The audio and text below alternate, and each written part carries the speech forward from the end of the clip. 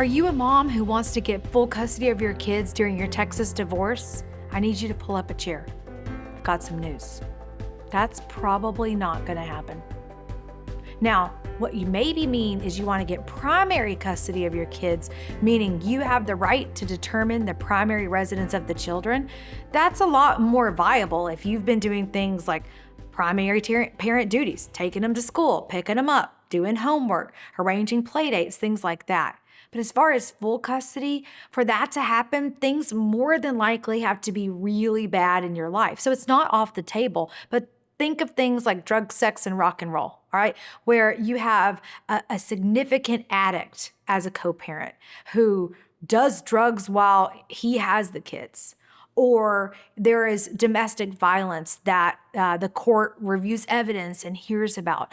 Those sorts of intense, pretty extreme, extreme may be a little bit too far, but like pretty significant situations will have to happen because full custody means you have the ability to make all of the important decisions about your kids' education, medical, school, and the other parent, all they get is some visitation on a pretty strict schedule, and oftentimes it's supervised. So it's really strict and really restrictive, and judges don't like to do this because there is a public policy in the state of Texas that kids do better if they have both parents involved in their lives, and perfection is not required. If yours is an extreme situation, hey, call our firm for a free case evaluation. We want to talk to you and see what we can do to put in protections for you and your kids. Now, if the drug, sex, and rock and roll thing isn't your situation, and you're like, oh, actually, Hannah, what I want is to make sure I'm in the primary driver's seat, I'm leading this train. All right, hey, most of y'all, that's probably what we're talking about.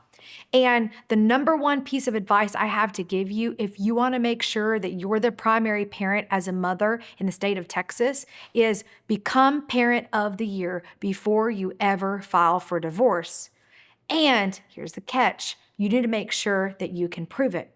Because here's the thing. When it comes down to deciding who should be the primary parent, there's this common misconception that still persists that moms are going to get the kids because we're moms, and dads are lucky to have any time with their kids because they're dads. That is literally illegal because of the Constitution and the Equal Protection Clause that says we have to be treated the same. Now, I'm a pragmatist and a realist, so in real life, the way it plays out, it may be that certain judges in certain counties have some biases towards moms having more time with the kids, especially if the kids are little bitty, or if a mom's breastfeeding, that's kind of a whole different thing.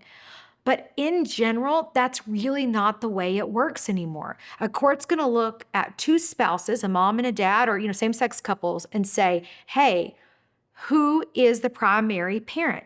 And they're going to look at things like who takes the kids to school, who buys their soccer cleats, who arranges the play dates, who takes them to their doctor's appointments, who makes sure their allergy shots are gotten every week. Like all of those things that go into being a parent. And here's what I need you to do. Probably you already are that parent, mom. If you're watching this, you're like, sis, I do everything. He wouldn't know how to sign a homework folder if his life depended on it. Like, okay, I hear you. But here's the thing, you've got to be able to prove it because he's not going to sit there in court and be like, well, I don't know, what's homework folder? He's going to get a good lawyer and they're going to educate him on what to do. So if you're in a situation, you need to make sure that you can document with clear evidence of why this is you. So things people don't think about would be making sure you show up to every doctor's appointment and your name is reflected there. On the daycare logs, do you sign in and sign out so you can show that it was you? What about communications with the teachers? And these are steps I'd really like to see you take 6 months to a year before you ever file and kind of clean that part of your life up. Now, you may be saying, Hannah, I got to file right now. I don't have time. Or my divorce is already going on.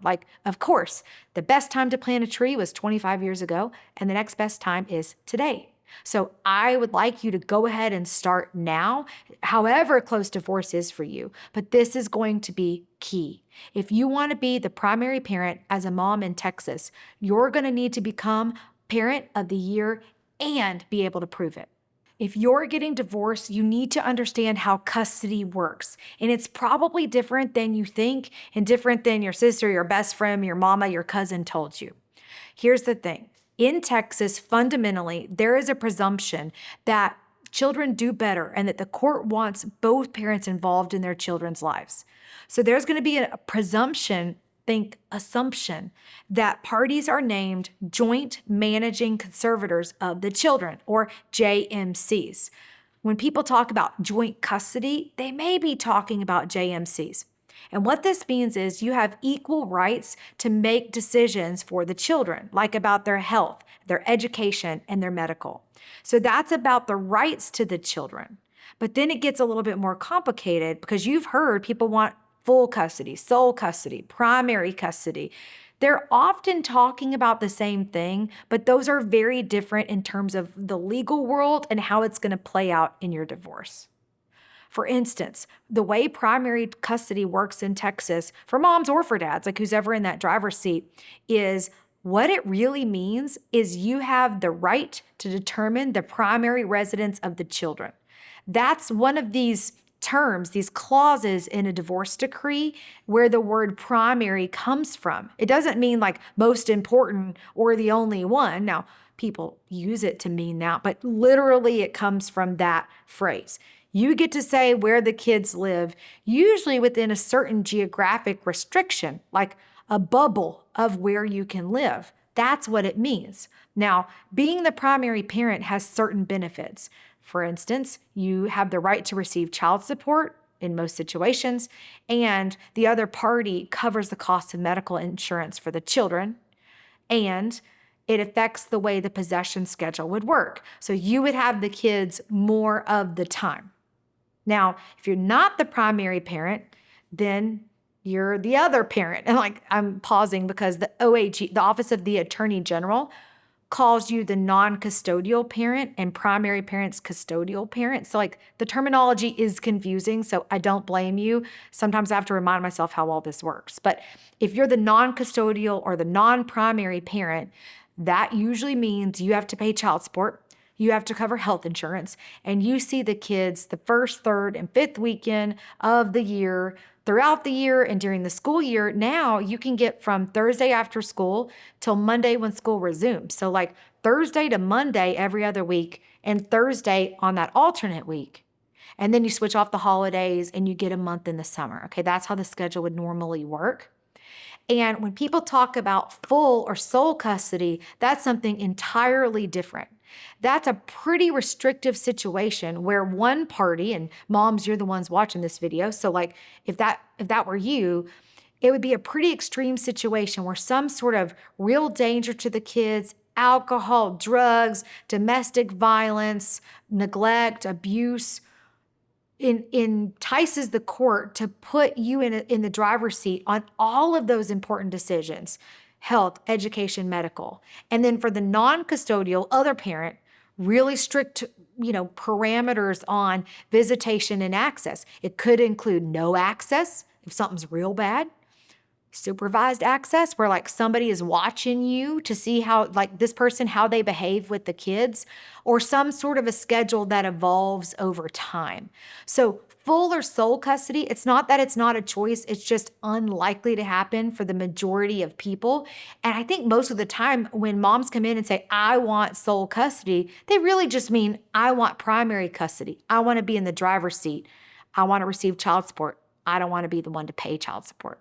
So moms, if you're seeking primary or sole custody, you're going to need to really consider whether that is legally an option that's available to you and the facts in your particular situation support it. What you may actually be looking for is primary custody, where you get to do things like receive child support, have the health insurance covered. So make sure you speak with the lawyer to assess which of those best fit you and your family's unique situation.